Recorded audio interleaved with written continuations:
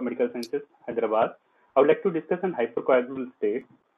Before the discussion proper, I would like to present the index cases which we see in day-to-day life daily.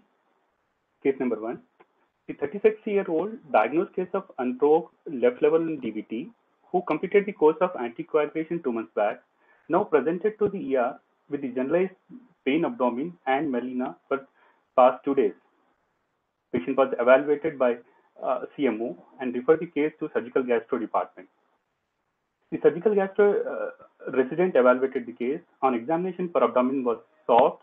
There was generalized tenderness, and the signs were more severe. Symptoms were more severe than the signs. He advised CCT abdomen and pelvis, which revealed thrombosis of superior mesenteric vein. So, diagnosis of mesenteric vein ischemia was diagnosed, and case was referred to vascular surgeon. In another scenario, in case number 2, 33-year-old previously healthy man with software engineer presented to us with the sudden onset of dyspnea and sharp right-sided chest pain. He noted the right leg edema and calf discomfort 1 week earlier. No history of recent trauma, surgery, or immobility. Family history revealed history of his mother had a history of postpartum DVT. On evaluation, patient has tachycardia with the heart rate of 114 beats per minute and saturation was 88% on room air. Right lower limb edema was present. Right lower limb venous Doppler was done, which revealed femoropopliteal DVT. In the view of SOB, tachycardia, and hypoxia, the CTPA was planned. The CTPA revealed pulmonary embolism. Case number 3, the cross referral what we get usually from the gynecology department. A 21-year-old woman referred for the evaluation prior to the initiation of oral contraception. Her mother had pulmonary embolism during first pregnancy. Her older sister had DVT after ankle surgery in the setting of oral contraceptive use. The patient never had thromboembolic event. Neither her sister nor her mother had undergone thrombophilia evaluation in the past. Now, the patient is referred to a vascular surgeon prior to the initiation of OCPs. These are the cases what we see day-to-day life. The striking events in all these cases are unprovoked VT, age less than 50, recurrent VT, VT at unusual sites with unusual presentation with a strong family history. Whenever we see all these kind of cases, the thing which strikes to our brain is something is abnormal with the blood. That is hypercoagulable state. Whenever these questions come to our brain, the next questions will follow, like, is it hypercoagulable? When to suspect the hypercoagulability? When to test? And the more practical and the more complex is why at all to test? How to test? Let's solve these questions together. Over a century ago, the Rudolf Virchow proposed a Virchow triad, which states thrombosis risk is due to hypercoagulability of the blood flow stasis, or vascular endothelial damage. This triad still sounds good and loud till now. The major component of this triad is hypercoagulability of the blood. So the main topic of discussion is the hypercoagulable state. As we all know, this the disorder it is defined as the disorder associated with increased tendency to thrombosis. It is classified as congenital, acquired, and mixed or unknown. Congenital hypercoagulabilities are again divided into 2 groups, Group 1 and Group 2. Naturally, we all have a natural anticoagulant in our body, that is antithrombin, protein C, and protein S. When the deficiency of these natural anticoagulants occurs, these group of congenital hypercoagulability is grouped as group 1. These are antithrombin deficiency, protein C deficiency, and protein S deficiency. Other group, that is Group 2, whereas in Group 2 there will be increased level or function of the coagulation factors. These are factor V leading mutation, prothrombin gene G20-210A mutation, and raised levels of factor 8, 9, 11 factors, and dysfibrinogenemias. The interesting fact is, among these 2 groups, Group 1 and Group 2, Group 1 has very high tendency for thrombosis. Thrombogenic potential is more in the Group 1, whereas it is very less, 5 times less in Group 2. At the same time, the frequency of occurrence of the group 2 disease is almost 5 times more than group 1. The risk of thrombosis is more in group 1 thrombophilia patient, but group 2 thrombophilias was detected at least 5 times more frequently than group 1. Group 2 thrombophilias are very less thrombogenic. It's known to be associated with first episode of DVT, but may not be a risk factor for recurrent thrombotic attacks. The group 1 antithrombin deficiency. The antithrombin is the most important inhibitor of the thrombin and the other activated clotting factors such as factor 10A, 9A, and 7A. Its physiological activity is enhanced thousandfold by binding of by the binding of naturally occurring administrated heparin. It is a rare, but it can be as high as 4 to 8% in patients presenting with VTE. The inheritance is autosomal dominant. Homozygosity is rare. The homozygosity appears to be incompatible with life.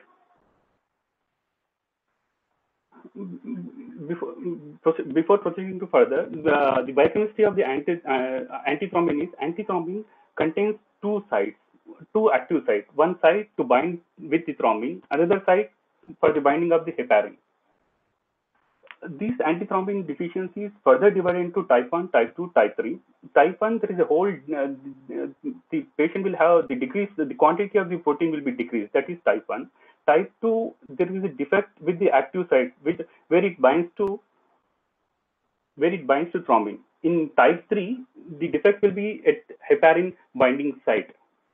So thus it is divided into type 1, type 2, and type 3.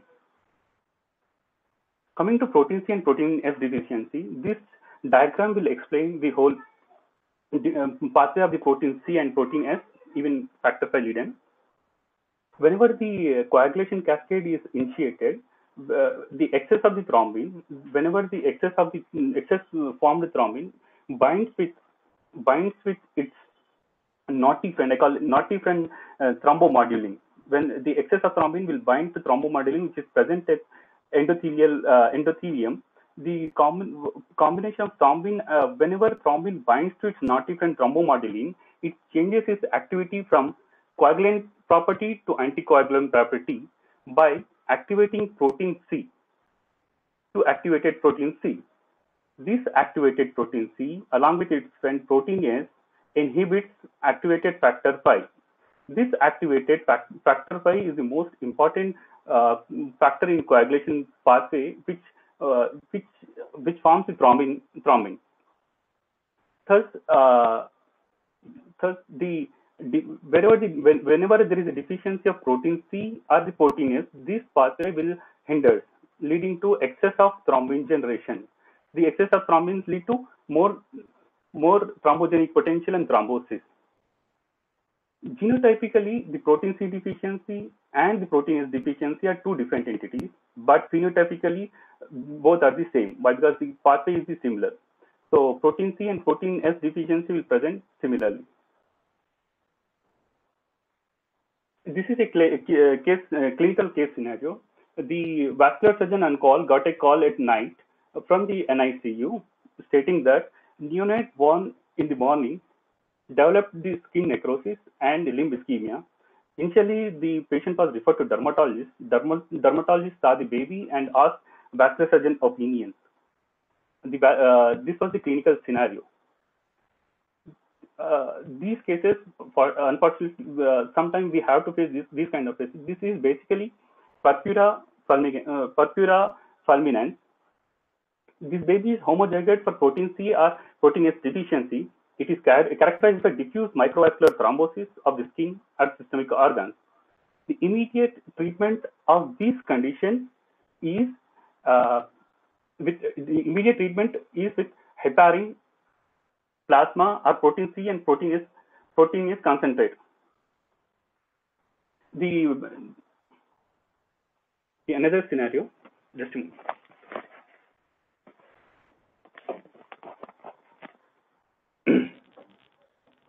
In the first case,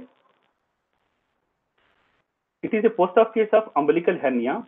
As patient is obese, the general surgeon started the DVT prophylaxis prior to the surgery. After the surgery, Post of day 2, he started oral anticoagulant directly. After post of day 7, patient developed cutaneous necrosis of the skin. In another case, in case number 2, this is a case of atrial fibrillation. The lady is on irregular treatment for atrial fibrillation. She presented to the cardiologist. The cardiologist started the oral anticoagulant. So, what the diagnosis behind it, and what are the oral anticoagulation initiated? This is a case of warfarin necrosis. The oral anticoagulant initiated is warfarin. These patients are usually protein C or protein S heterozygate carrier. Protein C and protein S are the vitamin K dependent factors.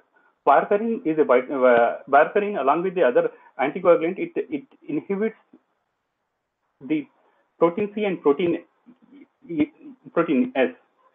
Results from disproportionate decrease in protein C and protein S.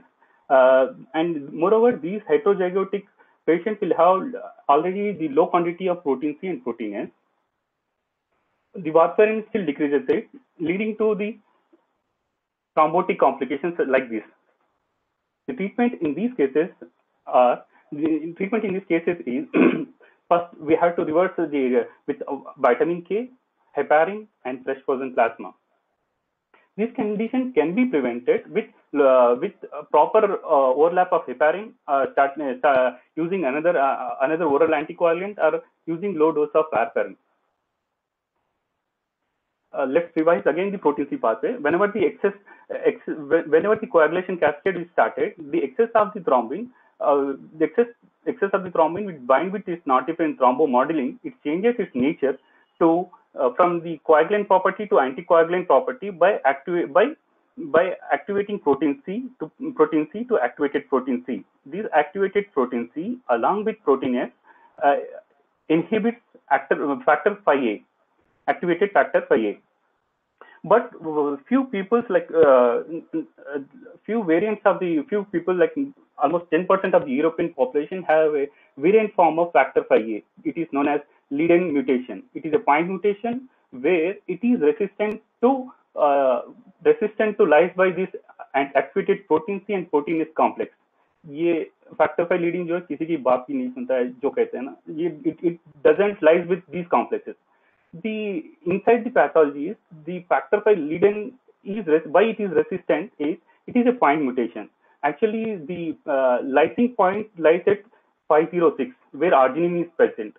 The lysis will occur at 506 where arginine is present. But in this point mutation, the arginine is in this mutation, arginine is replaced by glycine, which is resistant to this activated protein C and protein S. Thus, there is increased level of the factor 5 leading to excess of thrombin generation, thus the thrombotic potential. It is a very common mutation presented almost 2 to 7% of individuals with European ancestry, particularly 10% in Northern European population, but it is relatively very rare in native Asian and Africans. It comprise of 10% of the people with VTE and 30 to 50% of the individuals being evaluated for thrombophilia. Thrombosis is frequently triggered by the transient risk factors such as prolonged plane flight or OCP use or pregnancy. It associated with no excess mortality. It is a very benign form. No prophylaxis is recommended for the carriers. The risk of recurrent VTE after cessation of oral anticoagulation is not greater than that observed with other patients with unprovoked VTE. Coming to prothrombin gene mutation G2021A, it is abnormality located at the untranslated third prime end of the prothrombin gene that results in increased plasma level of prothrombin. The thrombotic risk is relatively low. The gene frequency in the European population is about 1% to 2%. Again, it is very rare in native Asian, Africans, and Americans. Elevated factor 8, 9, and 11. The patients with a history of venous thrombosis have shown increased level of factor 8, 9, 11, but it's not clear how the elevated levels of coagulation factor can increase the risk of the thrombosis. It is very weak risk factors for thrombosis. When there is a combination of these mutations, then there is high risk of thrombosis during the childhood. Coming to acquired hypercoagulability, acquired hypercoagulable conditions are antiphospholipid antibody syndrome, cancer, pregnancy, oral contraceptive, heparin-induced thrombocytopenia, obesity. Antiphospholipid antibody syndrome, it is the most common cause of acquired hypercoagulability. It is characterized by the association of thrombosis, obstetric complication, and or thrombocytopenia. Antibodies against the phospholipids are against the proteins bound to phospholipids. Increased risk of both arterial venous thrombosis present in APLA. The etiology again divided into primary and secondary. Primary is idiopathic. Secondary is associated with SLE, infection, drug reaction, and lymphoma. Antiphospholipid antibodies are three in number. These are lupus anticoagulant antibodies, anticardiolipin antibodies, anti-beta 2 glycoprotein 1 antibodies. These antibodies are present 10% of the healthy donors, 30 to 50% of the SLE patients. The syndrome is something paradox. These antibodies, which are causing thrombosis in the patient, are this syndrome is something paradox in that these thrombotic disorders caused by antibodies that prolong the in vitro coagulation test, most commonly APTT. Diagnosis of APLA is done by the clinical criteria and the diagnostic criteria. The clinical criteria consist of vascular thrombosis and pregnancy morbidity. Vascular thrombosis consists of arterial, venous, or small vessel thrombosis in any tissue or organ. Pregnancy morbidity include unexplained fetal death, premature birth before 34 weeks of gestation, 3 or more consecutive spontaneous abortion. The laboratory criteria includes diagnosis of detection of lupus anticoagulant, anticardiolipin antibodies, anti-beta 2 glycoprotein 1 antibodies. These should be present on at least 2 occasions, at least 12 weeks apart. How these antibodies causes thrombosis? The mechanism of thrombosis in APLA is still unclear. The mechanism by which these antibodies result thrombosis remains unclear. The activation of monocytes, platelets, and endothelial cells by antibody beta 2 glycoprotein 1 complex has been implicated in the etiology of thrombotic events. Antibodies to annexin 2 on endothelial cells, tissue plasminogen activator, and plasmin have been proposed as additional antigenic targets. Another pathway such as complement 5A mediated inflammation has been demonstrated to be associated with increased thrombogenicity and recurrent fetal loss. This is the pathophysiology. The patient who diagnosed with APLA associated with the thrombosis, the management consists of extended or indefinite anticoagulation. One of the variant form of this APLA is catastrophic APS is a life-threatening variant of the disorder which is characterized by diffuse macro and micro thrombosis with multiple organ involvement. The prompt recognition and treatment with corticosteroids and heparin, and in refractory cases, plasmapheresis can be life-saving. Coming to VT in cancer, almost 20% of all the first-time VT events are associated with malignancy.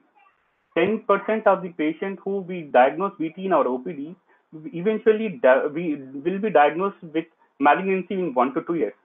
1 in 200 individuals with malignancy will develop either DVT or PE.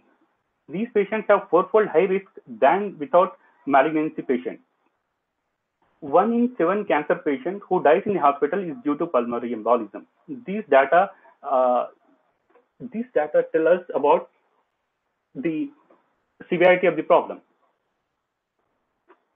How it causes thrombosis? The risk factors are like tumor compression itself, the immobility, comorbidity, surgery, chemotherapy, central venous lines, and hormonal therapy. Patient morbid condition itself causes thrombosis. At the molecular level, these tumor cell causes increase coagulation, activation, and clot formation. At the same time, inhibition of the fibrinolysis will occur. Tumor cells contain tissue factor. Tissue factor normally expressed in the damaged endothelial cells, but tumor cells they express the tissue factor, which is one of the most potent factor for the thrombogenic pathway coagulation cascade. Tumor cells also contain a factor known as CP, cancer procoagulant. It directly activates factor 10 to 10A. By this, and moreover, the tumor cells, they secrete cytokines, TNF, they activate the platelets and platelet aggregation, leading to clot formation. At the same time, as we discussed, the tumor cells express increased plasminogen activate inhibitor 1, which inhibits fibrinolysis. Thus, they have more tendency to form a clot, and at the same time fibrinolysis path is hindered. Another most common acquired form of the hypercoagulation state is pregnancy and postpartum. Thromboembolism can develop in any time during pregnancy. Postpartum period is more occurrence of BT is more in postpartum period than the pregnancy. In pregnancy, in pre-trimester, the lowest risk is present in the first trimester, but the risk does not increases during last 20 weeks of the gestation. The incidence is higher after the cesarean section than the vaginal delivery. The left leg is affected almost 90% of the cases. The risk factors for the VTE in pregnancy are it fulfills the Virchow's triad. The first one is stasis by compression of the iliac vein by the gravid uterus and the right iliac artery or the left iliac vein, hormonally mediated vein dilatation, and immobilization. These factors accounting for stasis. The hypercoagulable status of the blood is due to increased procoagulants such as increased fibrinogen, increased factor 5, 9, and 10, and factor 8 concentration, and decreased fibrinolytic activity by increased pi1 and pi2. Vascular damage is associated, the third component, that is vascular damage, is associated with vascular compassionate delivery and assisted or operated delivery. Let's see some clinical scenarios. 28 weeks of pregnant patient presented with left leg DVT. The management, as we all know, it is full dose of low molecular weight heparin till the term period. Then we convert into unfractionated heparin. If 28-year-old lactating lady presented with left leg DVT 2 weeks after cesarean section, the management. As we all know, during lactation period we have three options like unfractionated heparin, low molecular weight heparin, warfarin can be given safely during lactation. The another scenario, 32-year-old diagnosed lady with group 1 congenital thrombophilia. The group 1 congenital thrombophilia such as protein C, protein S, or antithrombin deficiency. Now she became pregnant and came for advice on anticoagulation. The management consists of.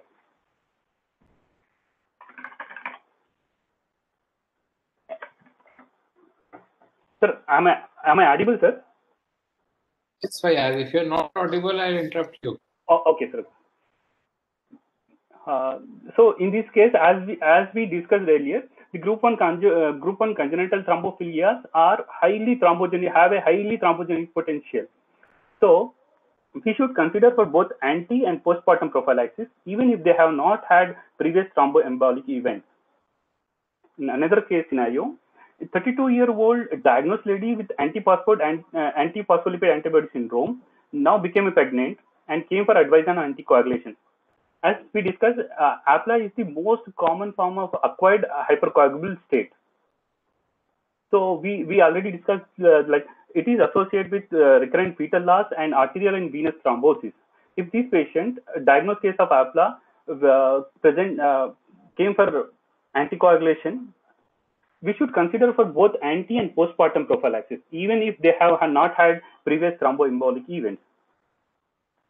Another interesting case scenario, like 32-year-old pregnant lady, diagnosed case of factor V lead-in mutation with no history of VT in the last pregnancy, came for advice on anticoagulation. As factor V lead-in belongs to group 2 of congenital hypercoagulable state, and we discussed it's a very benign form of thrombophilia. In this case, patient should receive prophylaxis in peri and postpartum period. If if the scenario is like that, like 32-year-old pregnant lady, diagnosed case of factor V lead mutation with history of VT in last pregnancy, came for advice on anticoagulation. In this situation, we should consider for both anti and postpartum prophylaxis. Coming to oral contraceptives and HRT, as we all know, there are three generations of OCPs: first generation, second, and third generation. The first generation OCPs were associated with almost tenfold increased risk of VTE. That was decreased to fourfold risk with second generation OCPs. Second generation OCPs, there was a problem with progesterone in second generation OCPs, which so they changed the newer progesterone with newer generation progesterone, but at the cost of increased risk of VT. The third generation OCs contain newer progesterone compound, have to 2 to 3-fold increased risk of VTE over second generation of OCPs. So overall lower risk of VTE present in second generation of OCPs. HRTs are so even though HRT associated with the estrogen quantity of HRT is very low, still HRT associated with 2 to 4-fold higher risk of VTE. Combination of OCP uses with inherited thrombophilias has multiplicated the effect on the risk of VTE. Mechanism how these OCPs or HRT associate with thrombosis is the main culprit is estrogen. Estrogen is associated with alteration in the coagulation system that may contribute to the thrombotic tendency. Such alteration include decrease in plasminogen activator 1 and increase in blood viscosity, fibrinogen, plasma level of the factor 7 and 10, platelet adhesion and aggregation, decrease in the antithrombin and protein C inhibitor activity. The extent to which antithrombin and protein S are depressed is significantly lesser with lower estrogen preparation. This is another clinical case scenario. The vascular surgery referral was given from CTICU. Patient was 72-year-old male patient who underwent CABG 6 days back. He developed left upper limb gangrenous changes. The CT resident already did the Doppler showing both arterial and cephalic vein thrombosis. Nothing was significant except platelet count 1 lakh. The referral was given to the vascular surgeon on post-op day 6. The diagnosis. Actually, the CT resident missed one finding. On the day of operation, the patient had the platelet counts of 3 lakhs. On day 5, the platelet count reduced to 1.5 lakhs. But the resident thought it is still in normal range. And day 5, patient developed the gangrenous changes. On day 6, again platelet has decreased further to 1 lakh. And on day 5, they thought this is due to thromboembolic phenomenon. They further given the heparin to this patient. This is a case of heparin-induced thrombocytopenia. The heparin was given during surgery. It causes HIT. The pathophysiological mechanism in HIT is the heparin. What we give to patient, heparin binds with antithrombin along with the platelet factor 4. When platelet factor 4 and heparin binds, in some people, it will expose neoantigen, leading to formation of IgG antibodies. Thus, the formed antibodies and heparin bond to heparin and platelet factor 4 complex, they form an immune complex like this. This immune complex will be circulated in their blood. This immune complex attaches to the Fc receptor of the platelet. Whenever it binds to the Fc receptor, the platelet will be activated. When activated platelet release the microparticles which are highly thrombogenic. At the same time, platelet activation release the platelet aggregation too. These changes lead to excessive thrombosis. At the same time, the platelets which are bound with the immune complexes, these platelets which are bound to immune complexes are cleared by removed by the splenic macrophages, leading to thrombocytopenia. This is the condition where the thrombosis occurs at the same time thrombocytopenia. So features of the HIT are platelet count of 1 lakh, which is platelet count usually falls on day 5 to 10 after the starting of the heparin. It is most commonly seen with unfractionated heparin than the low molecular weight heparin. It almost never occurs with fondaparinase. It is more common in surgical patients than the medical patients.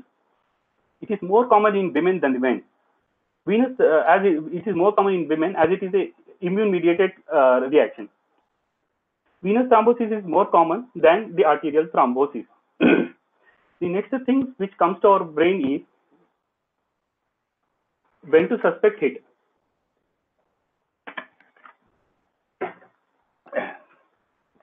Second thing is how to investigate the patient with a HIT, suspecting HIT, and what is the management. For that, the 40S score is given by some. It show the 40S score is given for the patient with suspected HIT. 40 consists of thrombocytopenia, timing of the platelet count decrease, thrombosis or other sequelae, or other causes of thrombocytopenia. This is the scoring system. By this, we give a scoring of the patient with suspected of the HIT. The next thing is the blood investigation, how to diagnose the HIT. We have two investigations. One is immunoassay, second one is functional assay. Immunoassay is nothing but ELISA. ELISA to detect the antibodies against heparin PF4 complex. Like HIV, what we see commonly, the ELISA is more sensitive, but it is not specific. Similarly, in HIT also, the immunoassay, the ELISA is very sensitive, but not specific. The specific test is functional assay, that is serotonin release assay. It is more specific. So, this chart guide us to the treatment. If patient is suspected with a HIT, first we have to calculate the 40S score. If 40S score is 3 or below than is lesser than the 3 or lesser than 3, we should happily continue the heparin or low molecular weight heparin. Consider for the other causes of thrombocytopenia, do not send any laboratory investigation. If it is 4 or more than 4, 40 score is, if it is more than 4 or 4 or more than 4, then we should stop all the heparin, start alternative anticoagulation. If the patient is receiving warfarin, stop and revert with vitamin K. Then we have to send immunoassay, that is ELISA. We should send ELISA. ELISA, if it is negative, as we discussed, it is a more sensitive test. If it is negative, probability of HIT is very unlikely. So HIT is unlikely. Patient should be given call should be given to hematologist for the evaluation of thrombocytopenia. If the ELISA is positive, to confirm our diagnosis, we should go for functional assay such as serotonin release assay. If it is positive, HIT is confirmed. Once we are confirmed that HIT is there, then comes the management. Management consists of 2 do's and 2 do nots and 1 evaluation. 2 do's are stop all kind of heparin, give alternate anticoagulants such as lepidolin, argatroban, bivalirudin, fandaparinase, or rivaroxaban. 2 do not do not give platelet transfusion. It further disrupts the platelet and increases the thrombosis. Do not give the platelets. Do not give the warfarin until the platelet count returns to baseline level. If warfarin was administered already, vitamin K should be given and to restore the INR. Should evaluate for the thrombosis, particularly deep in thrombosis. Coming back to the questions where we started, when to suspect hypercoagulability. As we discussed, in cases of unprobability with age less than 50, recurrent VTE, unusual site VTE with unusual presentation, with a strong family history, unexplained neonatal thrombosis, skin necrosis, particularly if on warfarin. Second question was why to test at all. To determine the risk of recurrent thrombosis and therefore the duration of the anticoagulation Testing of the family members who have not had VTE. This will allow the asymptomatic carriers to be counseled regarding the high risk of the situation, of increased hemostatic stress such as surgery, pregnancy, OC pills, HRT, and prolonged travel. The most practical question is how to evaluate. As we discussed, the patients with unprovoked DVT, recurrent PT with age less than 40 years, first we should obtain the family history. If these patients have, if the family history is negative, if there is negative family history, that indicates they have a acquired hypercoagulable condition. The most common acquired hypercoagulable condition is APLA. So the investigation, the second is the cancer. So investigation in these patients are, first we will go for lupus anticoagulant, beta-2 glycoprotein 1, and fasting homocysteine. Age appropriate cancer screening is done. If these turn out to be negative, or there is a strong family history, then the congenital hypercoagulable conditions are suspected. Those are antithrombin activity, protein C, protein S, factor V, and all these investigations can be done. The another question is these tests, when to do these tests? Why? Because most of the tests are will get a results will be biased during active thrombosis stage, or the result also influenced by the anticoagulation what we give, such as patient protein C, protein S, antithrombin will get false positive in cases of acute thrombosis, or a patient on warfarin or heparin with protein C and protein S. So there should be a stepwise approach to do it testing. The HA proposed initial thrombophilia evaluation for first we have to go for factor V, prothrombin gene mutation, and antiphospholipid antibodies. These tests for these diseases are not influenced by either thrombosis nor with the anticoagulation what we give. So first we'll test for these things. After completion of the anticoagulation, the secondary evaluation will be done for the protein C deficiency, protein S deficiency, and antithrombic deficiency. So what test to be done is, this is a long list. These are the tests what we can be done. This is the electron microscope picture of the real thrombus, for which the scientist got the award. Thank you so much, sir.